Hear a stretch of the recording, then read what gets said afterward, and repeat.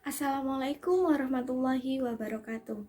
Kami dari kelompok 7 mata kuliah evaluasi pembelajaran MISD kelas D4 TGMI Institut Agama Islam Negeri Jember. Kami akan menjelaskan mengenai jenis-jenis tes. Pertama, perkenalkan, nama saya Kurot Wayun, NIM T2019-4132. Di sini saya akan menjelaskan mengenai definisi dan ciri-ciri tes yang baik. Secara harfiah, tes berasal dari bahasa Perancis kuno, yaitu testum, yang memiliki arti piring untuk menyisihkan logam-logam mulia. Dalam bahasa Inggris, yaitu tes, yang diterjemahkan dalam bahasa Indonesia, yaitu tes, ujian, atau percobaan.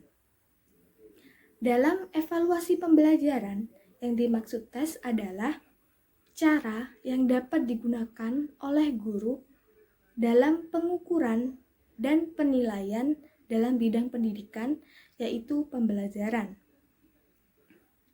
Tes yang diberikan berbentuk pemberian tugas berupa pertanyaan atau pernyataan yang harus dijawab dan dikerjakan oleh peserta didik. Setelah itu, dari tes yang dilaksanakan akan dapat diperoleh data berupa hasil belajar, yaitu nilai. Selanjutnya, ciri-ciri tes yang baik, yakni harus memiliki 4 ciri-ciri atau karakteristik. Jika tidak memiliki salah satunya, maka tes dikatakan belum baik. Ciri yang pertama yaitu validitas. Berasal dari kata valid yang artinya tepat, benar, atau absah.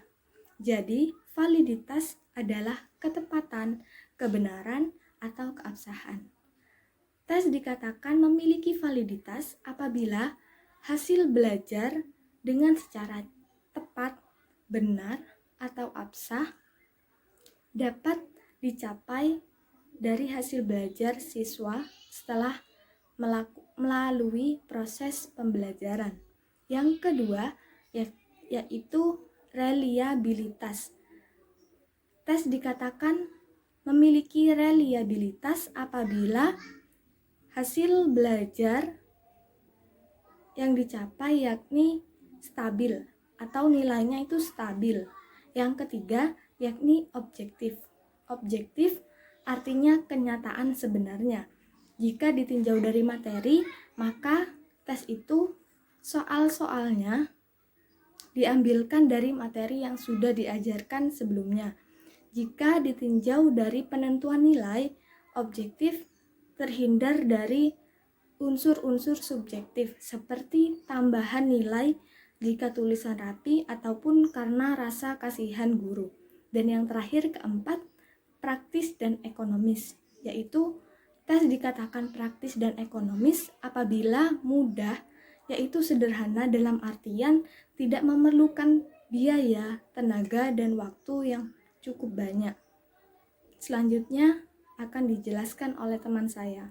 Perkenalkan, nama saya Bella Nurhala Tulzana, NIM T2019-4133. Di sini saya akan menjelaskan tentang jenis tes. Tes merupakan suatu alat yang dapat digunakan oleh pendidik untuk mengetahui seberapa jauh peserta didik memahami materi yang disampaikan. Dalam kegiatan belajar mengajar, tes sangat penting karena hasil yang diperoleh menunjukkan kemampuan dan kemajuan belajar peserta didik. Berikut beberapa jenis tes. Yang pertama, tes tertulis, yaitu tes yang soal-soalnya harus direspon peserta didik dengan memberikan jawaban tertulis. Yang kedua, tes lisan, yaitu tes yang pelaksanaannya dilakukan dengan mengandalkan tanya jawab secara satu persatu, berpasangan maupun berkelompok. Dan yang ketiga, tes perbuatan, yaitu tes yang bertugas atau pertanyaannya diberikan dalam bentuk tertulis ataupun lisan. Baiklah, di sini saya akan menjelaskan tentang kelebihan dan kelemahan jenis-jenis tes. Penilaian hasil belajar yang dilakukan melalui tes digunakan untuk mengetahui sejauh mana kemampuan peserta didik selama pembelajaran. Selain itu juga mempermudah pendidik untuk melakukan penilaian terhadap peserta didik. Setiap tes memiliki kelebihan dan kelemahan yang berbeda-beda. Berikut kelebihan dan kelemahan jenis-jenis tes. Yang pertama, tes tertulis. Kelebihan: 1. Dapat sekaligus menilai kelompok dalam waktu yang singkat.